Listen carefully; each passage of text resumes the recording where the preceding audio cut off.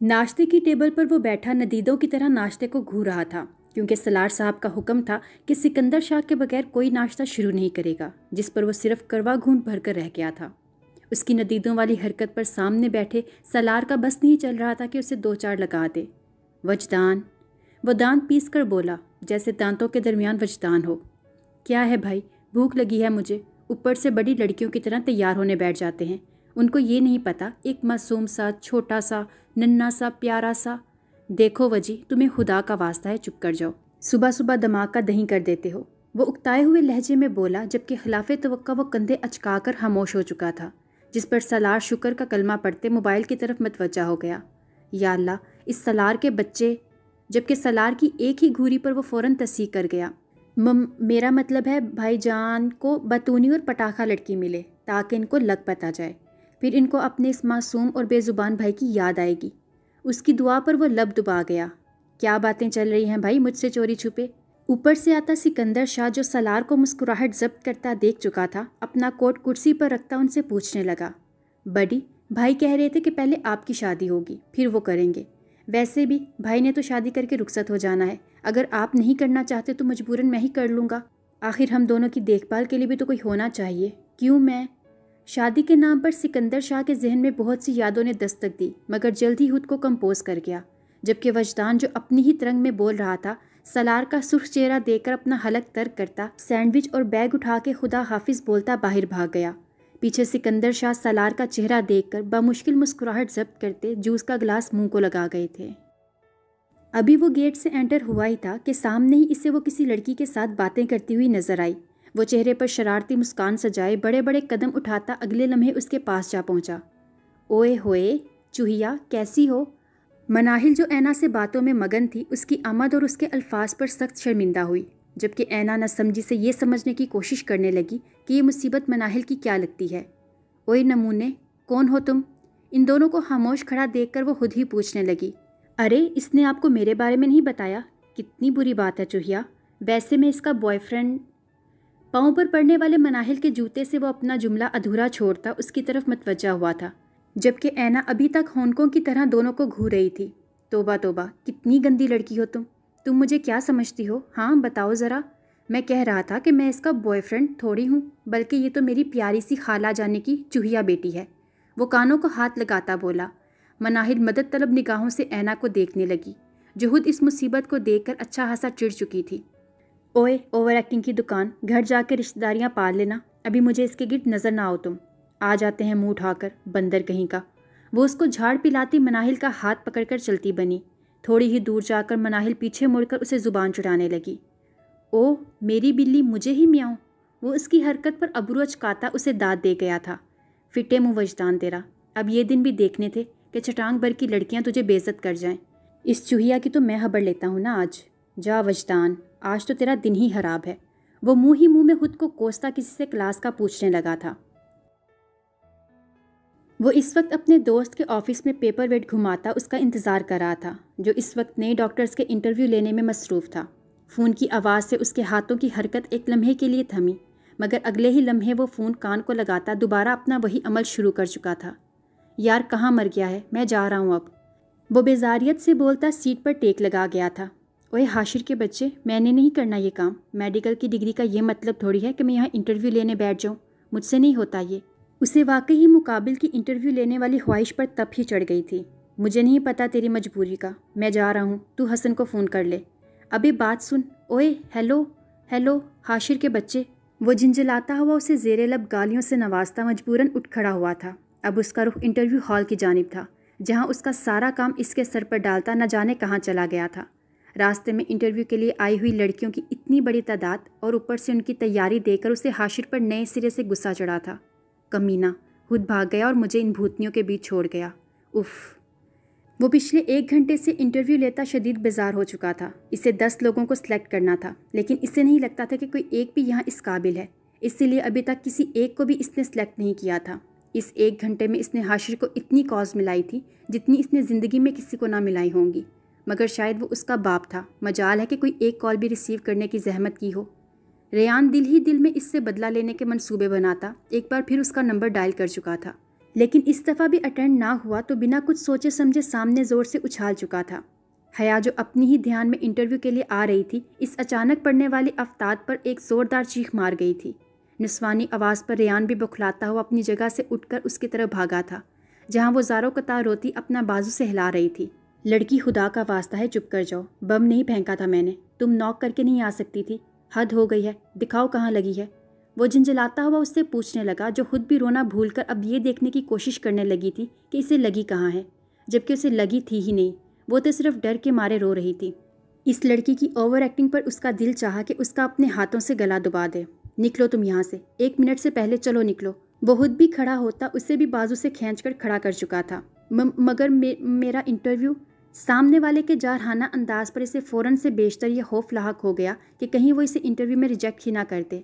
भाड़ में गया इंटरव्यू, वैसे भी यहाँ का बॉस मैं हूँ और मैं तुम्हें रिजेक्ट करता हूँ। वो इतनी ज़ोर से दहाड़ा कि हया को अपने कानों के पर्दे फटते हुए महसूस हुए। हाशिर जो अभी अभी वापस आया था, अंदर का मंजर देखकर एक लम्हे के लिए तो परेशान ही हो गया था।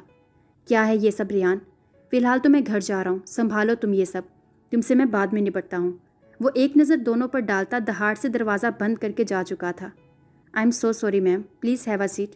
हाशिर उसे जाता देखकर उस लड़की से मुहातिब हुआ था, जो खौफज़दा सी एक ही जगह पर टिकी हुई थी, जबकि उसके जाने से हया की सीने में अटकी सांस बहाल हुई थी।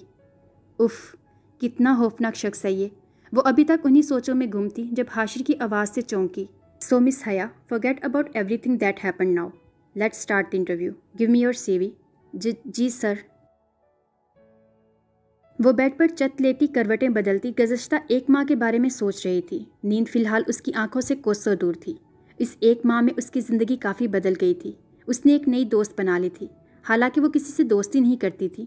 मनाहिल से उसकी दोस्ती कैसे हुई वो खुद भी नहीं जानती थी। वो दोनों नहायत ही कम अरसे में एक दूसरे के इतना करीब आ चुके थे कि कभी कभी तो उन्हें यूँ महसूस होता कि जैसे वो सदियों पुरानी दोस्तें हों। अपनी हर बात एक दूसरे को बताना, चाहे वो छोटी से छोटी बात हो या बड़ी से बड़ी। एक दूसरे को अपने नोट्स दे देना, कैंटीन में एक दूसरे की पसंद को तरजीह देना, फिर चाहे वो पहले उसे कितनी ही नापसंद क्यों ना हो। एक दूसरे को सपोर्ट करना, एक दूसरे का सहारा बनना, दूसरे की खुशी में खुश और दुख में उदास। अलगर्ज ये कि ऐना को अपनी अब नॉर्मल लाइफ में मनाहिल उम्मीद की पहली किरण लगती थी, जिसकी वजह से उसने ज़िंदगी से शिकवा करना ख़त्म कर दिया था और हालात से समझौता करने की कोशिश भी करना शुरू कर दी थी। ये अलग बात थी कि ये एक मुश्किल अमर था। इस 1 माह में मनाहिल के कज़न की मौजूदगी ने भी ज़िंदगी को खूबसूरत बना दिया था। इन दोनों की नोक-झोंक, एक दूसरे से खामोश मोहब्बत, एक दूसरे का बेपनाह ख्याल।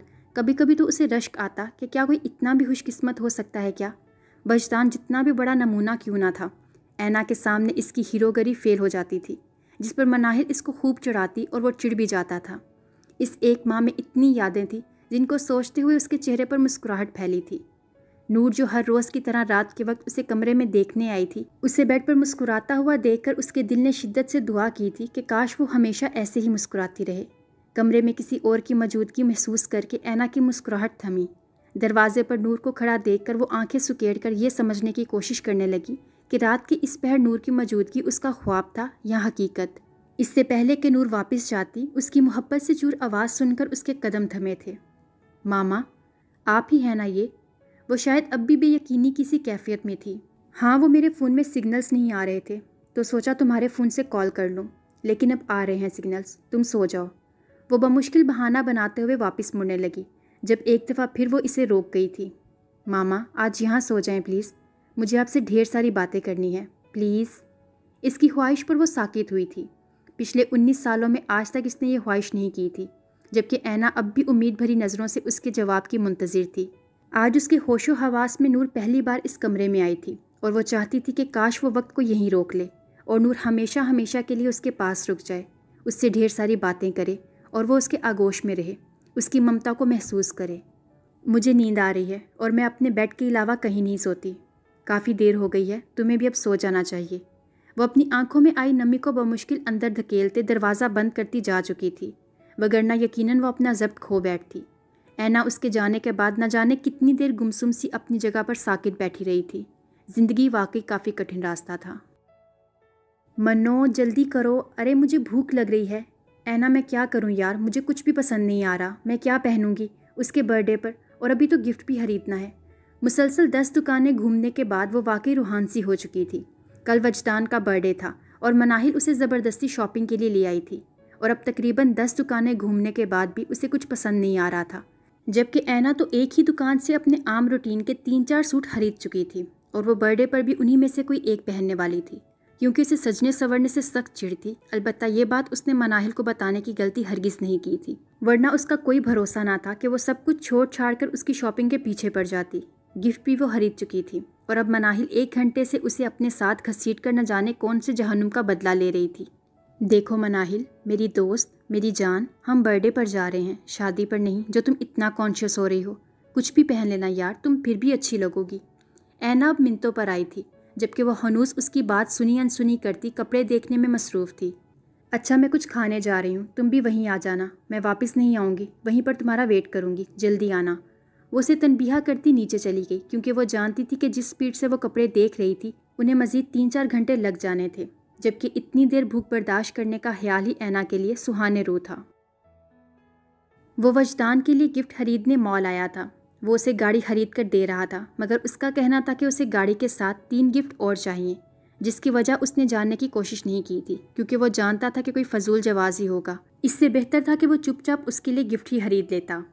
फ़ोन की आवाज़ सुनते वजदान कॉलेज लिखा देखकर वो फ़ोन कान से लगा गया था, मगर आगे से उसकी चीख सुनकर फ़ोन उसके हाथ से गिरते गिरते बचा था। एक लम्हे के लिए तो उसकी आवाज़ सुनकर वो डर ही गया था। भाई मैं व्हाट हैपेंड विजी? वो परेशानी से बोला।